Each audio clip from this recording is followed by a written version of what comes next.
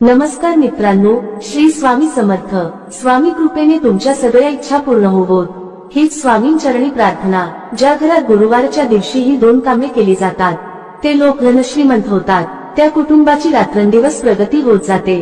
पैशांसंबंधित अडचणी दूर होतात. माता लक्ष्मीची अखंड कृपा तुमच्या कुटुंबावर राहते. तर कोणती आहेत ही दोन कामे व त्यासोबतच आपण अतिशय साधे सोपे आणि अचूक उपाय सुद्धा आजच्या व्हिडिओमध्ये पाहणार आहोत. यासाठी तुम्हाला कोणतीही पूजा, पाठ, व्रतवैकली, अनुष्ठान करण्याची गरज नाही. तुम्ही हे उपाय प्रत्येक गुरुवारी करू शकता. यामुळे तुमचा बृहस्पती ग्रह हा मजबूत होतो.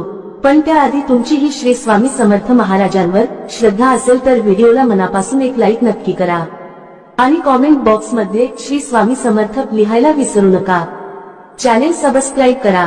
हे उपाय प्रत्येक गुरुवारी केल्यामुळे आपला गुरुग्रह मजबूत होतो. बृहस्पती देवांचा वार हा गुरुवार असल्यामुळे गुरुवारी केलेले जे उपाय असतात त्यांच्यामुळे आपल्या सर्व मनोकामना पूर्ण होतात. ज्या अडचणींचा आपण सध्या सामना करत आहोत त्या अडचणी हळूहळू दूर होतात. भाग्याची साथ आपल्याला मिळू लागते. तसेच नवरा मुलं आपले सर्व ऐकू लागतात. तसेच ज्या महिलांना संतान सुख नाही त्या महिलांना संतान सुख मिळतं.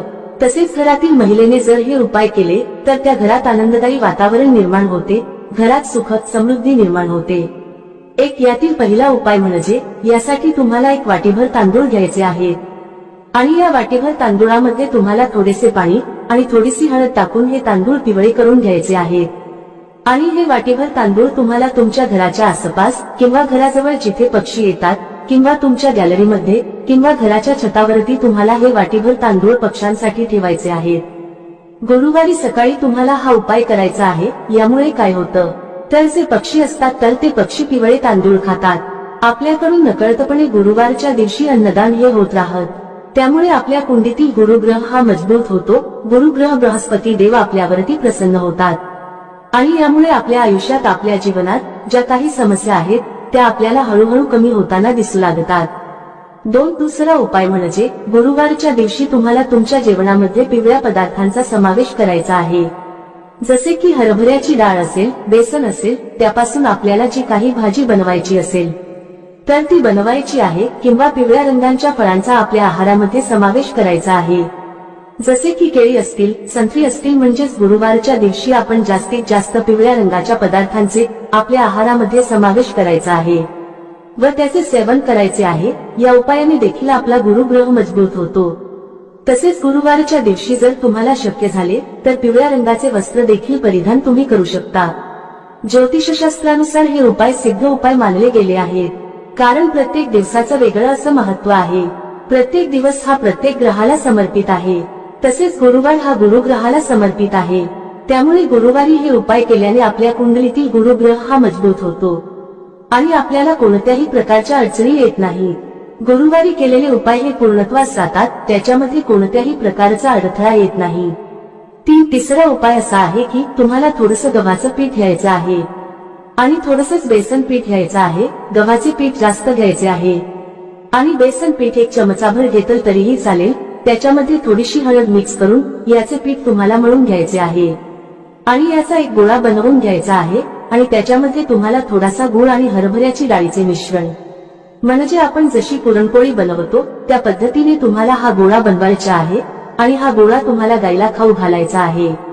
यामुळे आपल्याला गोमातेचा आशीर्वाद मिळतो. तुम्हाला तर माहितीच आहे की गोमातेच्या शरीरात 33 कोटी देवांचा वास असतो. त्यामुळे गुरुवारी जर तुम्ही असे पीठ गायला खाऊ घातले तर त्याचे खूपच असे पुण्यफळ आपल्याला प्राप्त होते. हळूहळू आपली प्रगती होत जाते आणि हे आपल्या लक्षात सुद्धा येत नाही की आपल्या आता चांगले बदल घडू लागले आहेत. तसेच ज्यांचा विवाह होण्यास अडथळा निर्माण होत आहे त्यांचा या उपायाने लवकरात लवकर विवाह होण्यास मदत होईल. विवाह योग लवकर जुळून येईल. चौथा उपाय असा आहे की गुरुवारच्या दिवशी तुम्हाला आंघोळीच्या पाण्यामध्ये चिमूटभर हळद टाकायची आहे आणि या पाण्याने तुम्हाला आंघोळ करायची आहे. तसेच घरातील ज्या ज्येष्ठ व्यक्ती आहेत किंवा तुम्ही ज्यांना गुरु मानता त्यांना तुम्हाला गुरुवारच्या दिवशी आवर्जून नमस्कार करायचा आहे. त्यांचे आशीर्वाद तुम्हाला घ्यायचे आहेत. यामुळे तुमच्या कुंडलीतील गुरुग्रह मजबूत होतो. तसेच घरातील महिलेने गुरुवारच्या दिवशी आपले केस कधीही धुवू नयेत. गुरुवारच्या दिवशी केस धुतल्याने आपला गुरुग्रह हा कमकुवत होतो. त्यामुळे गुरुवारच्या दिवशी केस कधीही धुवू नयेत. जर तुम्हाला खरोखरच गुरुवारच्या दिवशी केस धुणे आवश्यक असेल तर तुम्ही आंघोळीच्या पाण्यामध्ये थोडेसे कच्चे दूध टाकून आपले केस धुवू शकता. पाचवा उपाय असा आहे की गुरुवारच्या दिवशी तुम्हाला एका तांब्याच्या कलशामध्ये पाणी घेऊन त्यामध्ये तुम्हाला थोडेसे कच्चे दूध मिक्स करून तसेच त्यामध्ये थोडीशी चिमूटभर हळद देखील टाकायची आहे आणि हे पाणी तुम्हाला तुळशीला अर्पण करायचे आहे. यामुळे भगवान विष्णू आणि माता लक्ष्मी तुमच्यावरती प्रसन्न होतील आणि भगवान विष्णू आणि माता लक्ष्मीचा आशीर्वाद तुमच्यावरती कायम राहील. तसेच गुरुवारच्या दिवशी तुम्ही सूर्याला जेव्हा अर्घ्य देता तेव्हा त्या पाण्यामध्ये तुम्हाला थोडासा गुळ आणि थोडीशी हळद मिक्स करून या पाण्याने तुम्हाला सूर्यदेवाला अर्घ्य द्यायचा आहे. यामुळे सूर्यदेव देखील तुमच्यावरती प्रसन्न होतील आणि तुम्हाला चांगले आरोग्य देखील प्राप्त होईल. तसेच गुरुवारच्या दिवशी तुम्हाला केळीच्या झाडाची पूजा देखील करायची आहे. जर तुमच्या घरामध्ये किंवा घराच्या आसपास केळीचे झाड असेल तर गुरुवारच्या दिवशी तुम्हाला केळीच्या झाडाची पूजा नक्की करायची आहे. कारण केळीच्या झाडांमध्ये भगवान विष्णूंचा वास असतो आणि जिथे भगवान विष्णू असतात तिथे माता लक्ष्मी असतेच. तसेच गुरुवारच्या दिवशी तुम्हाला केळीच्या झाडाला थोडी हळद मिक्स करून असे पाणी अर्पण करायचे आहे.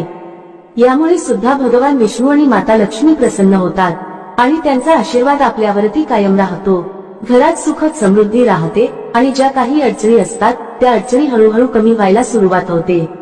तसेच गुरुवारच्या दिवशी तुम्हाला थोडीशी हळद आणि चंदन मिक्स करून त्याचा टिळा आपल्या कपाळावरती लावायचा आहे. यामुळे सुद्धा भगवान विष्णू प्रसन्न होतात आणि गुरुग्रह हा मजबूत होतो. गुरुवारच्या दिवशी थोड्याशा पाण्यात हळद मिक्स करून हे पाणी तुम्हाला तुमच्या घरामध्ये शिंपडायचे आहे.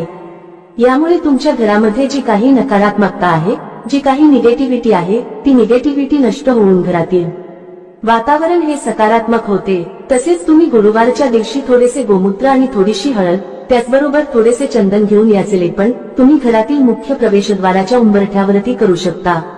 हळदी आपल्या घरामध्ये नकारात्मकता प्रवेश करून देत नाही. त्याचबरोबर हळद ही माता लक्ष्मीला देखील आकर्षित करते आणि माता लक्ष्मीचा आपल्या घरामध्ये प्रवेश होतो आणि त्यामुळे घरामध्ये सुखद समृद्धी नांदते. व्हिडिओमध्ये सांगितलेल्या उपायांपैकी तुम्हाला जे उपाय शक्य आहेत ते गुरुवारच्या दिवशी नक्की करा.